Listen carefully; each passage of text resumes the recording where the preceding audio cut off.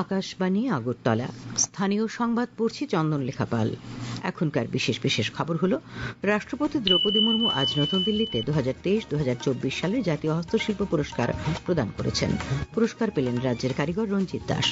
রাজ্যপাল ইন্দ্রসেনা রেড্ডি নালু বলেছেন, রাজ্য সরকারের আন্তরিক প্রচেষ্টায় গ্রামীণ এলাকার জনগণ কেন্দ্রীয় প্রকল্পের সুযোগ সুবিধা যথাযথভাবেই পাচ্ছেন। মুখ্যমন্ত্রী অধ্যাপক ডক্টর মানিক সাহা আজ সোনামুড়ায় 18টি প্রকল্পের উদ্বোধন ও ভিত্তিপ্রস্তর স্থাপন করেছেন। ত্রিপুরা ও তামিলনাড়ুর মধ্যে কোচবিহার ট্রফি অনূর্ধ্ব 19 বছরের ক্রিকেটের 4 দিনের খেলা শুরু হয়েছে। এবারের সংবাদ বিস্তারিত। রাষ্ট্রপতি দ্রৌপদী মুর্মু আজ নতুন দিল্লিতে 2023 এবং 2024 সালের জাতীয় হস্তশিল্প পুরস্কার প্রদান করেছেন। এই উপলক্ষে আয়োজিত সমাবেশে রাষ্ট্রপতি বলেন, শিল্প মানুষকে বিভিন্ন সংস্কৃতির সঙ্গে এবং একে অপরের সঙ্গে সংযুক্ত করে। তিনি উল্লেখ করেন যে হস্তশিল্প কেবল একটি সাংস্কৃতিক পরিচয় নয়, মানুষের জীবিকার একটি গুরুত্বপূর্ণ উপাদান। তিনি উল্লেখ করেন, এই ক্ষেত্র দেশের 32 লক্ষেরও বেশি লোকের কর্মসংস্থানের সুযোগ করে দেয় এবং এর মধ্যে বেশিরভাগই গ্রামীণ এলাকার মানুষ। তিনি উল্লেখ করেন যে হস্তশিল্প ক্ষেত্রে 68% নারী কর্মী রয়েছেন এবং এই ক্ষেত্রের উন্নয়ন নারীর ক্ষমতায়নকে নিশ্চিত করবে। 20 জন মহিলা কারিগর আজ পুরস্কৃত হয়। রাষ্ট্রপতি সন্তোষ ব্যক্ত করেন। हस्तशिल्प हमारी सांस्कृतिक पहचान के साथ साथ जीविका उपार्जन का महत्वपूर्ण साधन भी है। ये सेक्टर देश के 32 लाख से ज्यादा लोगों को रोजगार प्रदान करता है। उल्लेखनीय है कि हस्तशिल्प से रोजगार और आय प्राप्त करने वाले अधिकांश लोग ग्रामीणों या दूर दराज के क्षेत्र से है। ये क्षेत्र रोजगार और आय का विकेंद्रीकरण करके समावेशी विकास को बल देता है। हस्तशिल्पी को बढ़ावा देना सामाजिक सशक्तिकरण के लिए महत्वपूर्ण है। उनके लिए हस्तशिल्प न केवल अर्थ उपार्जन का साधन है, बल्कि उनको समाज में पहचान और सम्मान भी दिलाती है। অনুষ্ঠানে কেন্দ্রীয় বস্ত্রমন্ত্রী গিরিরাজ সিং বলেন, সম্প্রতি জিএসটি হারে 18% থেকে 5% কমিয়ে আনার ফলে এই ক্ষেত্রটি লাভবান হচ্ছে। তিনি বলেন যে সরকার 2031-2032 সালের মধ্যে এই পণ্যগুলির রপ্তানিতে 1 লক্ষ কোটি টাকার লক্ষ্যমাত্রা নির্ধারণ করেছে। উল্লেখ্য, 2023 এবং 2024 সালের জন্য মোট 12 জন কারিগর শিল্পগুরু পুরস্কার পেয়েছেন এবং 36 জন কারিগর উভয় বছরের জন্য জাতীয় পুরস্কার পেয়েছেন। বাঁশবেত শিল্পে দক্ষতা নিরিখে এবার রাজ্যের মুখ উজ্জ্বল করলেন সিপাহীজলা জেলার পূর্ব নলছড়ের বাসিন্দা রঞ্জিত দাস। আজ দিল্লির বিজ্ঞান ভবনে রাষ্ট্রপতি রঞ্জিত দাসের হাতে পুরস্কার তুলে দেন। राष्ट्रीय हस्तशिल्प पुरस्कार प्रदान किया जा रहा है श्री रंजीत दास अगरतला त्रिपुरा से। उनकी केन बांस एवं आधारित फूड बास्केट दूषना शिल्पकला के उत्कृष्ट निर्माण हेतु।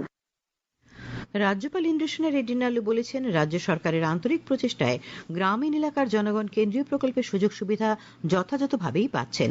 গোমতী জেলার সীমান্ত গ্রাম জলেয়ায় বিএসএফ ক্যাম্পে গ্রামবাসীদের সঙ্গে মত বিনিময় সভায় তিনি কথা বলেন। তিনি সীমান্ত গ্রামের জনগণের আর্থসামাজিক মান উন্নয়নে কেন্দ্রীয় সরকারের প্রকল্পগুলি বিস্তারিত উল্লেখ করেন। রাজ্যপালের সঙ্গে ছিলেন প্রশাসন ও বিএসএফ এর উচ্চপদস্থ আধিকারিকরা। তারপর রাজ্যপাল শুকনাছড়ি এলাকায় মহাবোধি স্কুলে যান এবং গ্রামবাসীদের সঙ্গে মত বিনিময় করেন। উপস্থিত ছিলেন বিধায়ক সঞ্জয় মানিক ত্রিপুরা, গোমতী জেলার অতিরিক্ত জেলা শাসক সুভাষ আচার্য প্রমুখ। মুখ্যমন্ত্রী অধ্যাপক ডক্টর মানিক সাহা আজ সোনামুড়ায় 18টি প্রকল্পের উদ্বোধন ও ভিত্তিপ্রস্তর স্থাপন করেন। তিনি প্রথমে সোনামুড়ার মহকুমা শাসক কার্যালয়ের নতুন দ্বিতল ভবনের উদ্বোধন করেন। অনুষ্ঠান থেকে তিনি ভার্চুয়ালভাবে 17টি প্রকল্পের উদ্বোধন ও ভিত্তিপ্রস্তর স্থাপন করেছেন। মুখ্যমন্ত্রী বলেন, প্রধানমন্ত্রীর নির্দেশিত সবকা সাথ সবকা বিকাশের দিশায় বর্তমান রাজ্য সরকার জনকল্যাণে সঠিকভাবে কাজ করছে। তিনি বলেন, উন্নয়নমূলক কাজের নিরিখে নীতি আয়োগ ত্রিপুরাকে অগ্রগামী রাজ্য হিসেবে ঘোষণা করেছে। তিনি শিক্ষার প্রসারে, স্বাস্থ্য পরিষেবার মান উন্নয়ন এবং ত্রিস্তর পঞ্চায়েতের পরিকাঠামো শক্তিশালী করার লক্ষ্যে রাজ্য সরকারের কাজকর্ম বিস্তারিত উল্লেখ করেন। অনুষ্ঠানে অন্যান্যদের মধ্যে বক্তব্য রাখেন পঞ্চায়েত উচ্চশিক্ষামন্ত্রী কিশোর বর্মন, সংখ্যালঘু কল্যাণমন্ত্রী শুক্লাচরণ নোয়াতিয়া। উপস্থিত ছিলেন বিধায়ক তাফাজ্জল হোসেন, বিন্দু দেবনাথ, এমডিসি পদ্মলোচন ত্রিপুরা, সিপাহীজলা জেলা পরিষদের সভাধিপতি সুপ্রিয়া দাস দত্ত। কৃষিমন্ত্রী রতনলাল নাথ বলেছেন, রাজ্য সরকার কৃষকদের চাষাবাদে সব ধরনের সুযোগ সুবিধা প্রদানে অগ্রাধিকার দিয়ে কাজ করছে। আজ মোহনপুর ব্লকের অন্তর্গত দক্ষিণ তারানগর এলাকায় তারাসুন্দরী ছড়ার পুনরুদ্ধার ও সৌন্দর্যায়নের কাজ পরিদর্শন করে তিনি কথা বলেন। তিনি বলেন, কৃষিক্ষেত্রে উদ্ভাবনী প্রযুক্তি ব্যবহার করে কম সময় বেশি ফসল উৎপাদনের উপর জোর দেওয়া হয়েছে। তারাসুন্দরী ছড়া পুনরুদ্ধার কাজ শুরু হওয়ায় কৃষি জমিতে সেচের সুবিধা বাড়বে, যার ফলে ওই এলাকার কৃষিজীবীরা চাষাবাদ করে আরও সমৃদ্ধ হবেন।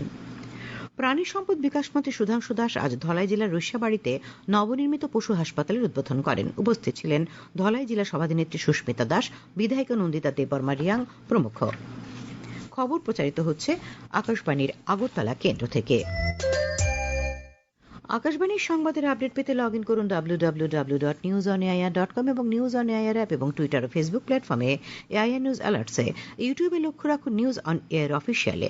আকাশবাণী আগরতলা সংবাদের আপডেট পেতে দেখুন টুইটার বা এক্স হ্যান্ডেলে আকাশবাণী নিউজ আগরতলা, ফেসবুকে এআইআর নিউজ আগরতলা এবং ইউটিউবে আকাশবাণী নিউজ আগরতলা।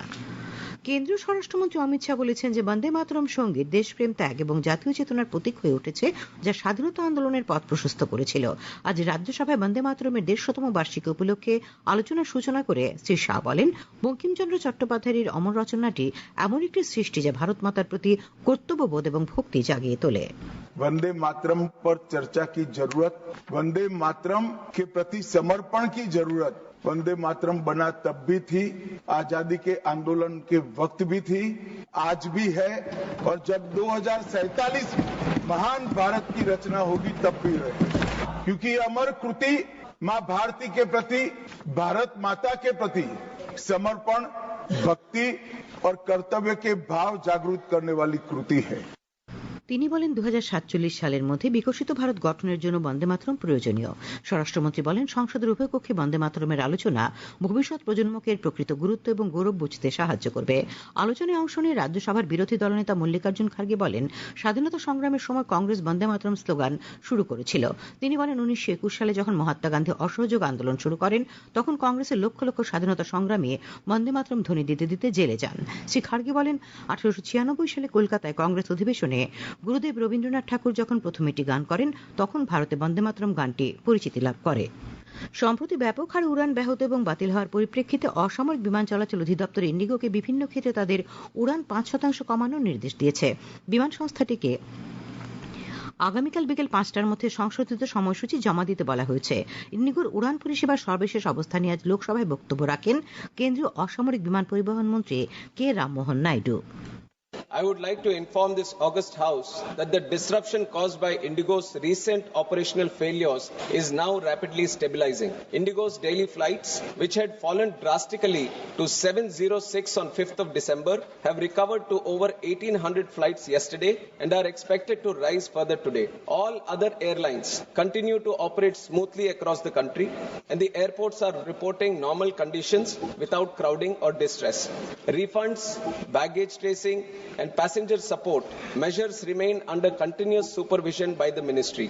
মৎস্যমন্ত্রী সুধাংশু দাস আজ ডম্বুর জলাশয়ে প্রধানমন্ত্রী মৎস্য সম্পদ যোজনা প্রকল্পের অর্থানুকূল্যে মৎস্য চাষের কাজ পরিদর্শন করেন।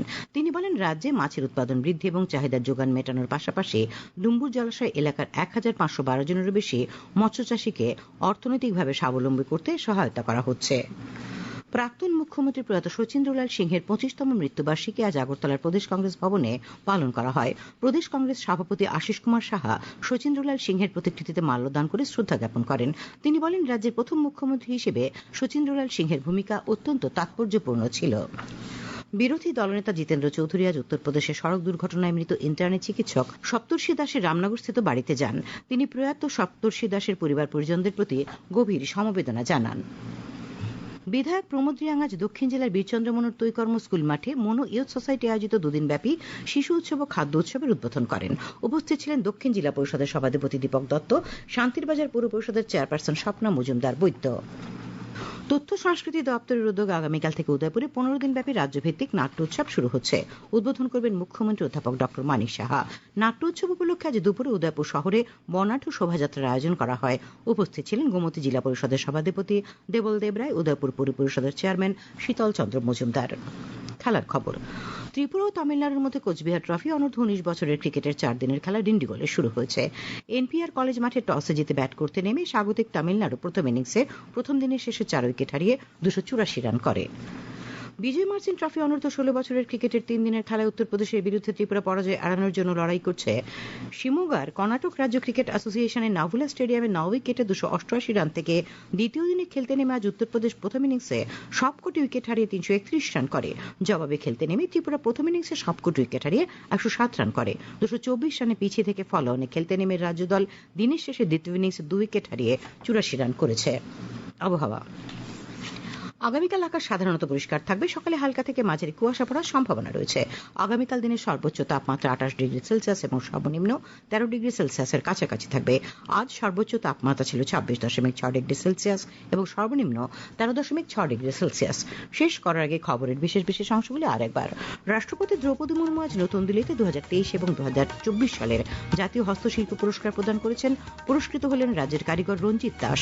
রাজ্যপাল ইন্দ্রসেনা রেড্ডি নাল্লু বলেছেন, রাজ্য সরকারের আন্তরিক প্রচেষ্টায় গ্রামীণ এলাকার জনগণ কেন্দ্রীয় প্রকল্পের সুযোগ সুবিধা যথাযথভাবেই পাচ্ছেন। মুখ্যমন্ত্রী অধ্যাপক ডক্টর মানিক শাহ আজ সোনামুড়ায় 18টি প্রকল্পের উদ্বোধন ভিত্তিপ্রস্তর স্থাপন করেছেন। ত্রিপুরা ও তামিলনাড়ুর মধ্যে কোচবিহার ট্রফি অনূর্ধ্ব 19 বছরের ক্রিকেটের 4 দিনের খেলা শুরু হয়েছে। স্থানীয় সংবাদ আজকের মতো এখানে শেষ হলো।